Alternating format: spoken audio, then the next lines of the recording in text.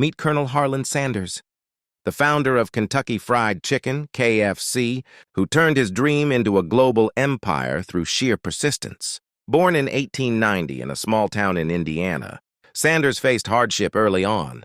He dropped out of school at 13 to work and support his family. Sanders faced over 1,000 rejections before his first yes. He was 65, broke, and living on a meager Social Security check. But he didn't give up.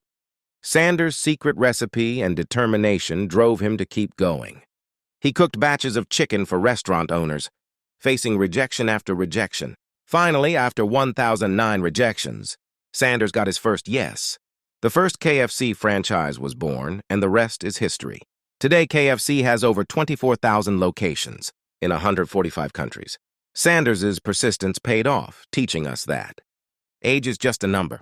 It's never too late to pursue your dreams. Believe in yourself and your vision. Keep working towards your goal no matter the obstacles. As Sanders once said, the most important thing in life is to stop saying, "I wish," and start saying, "I will." I made a resolve then that I was going to amount to something if I could, and no hours, nor amount of labor, nor amount of money would deter me from giving the best that there was in me.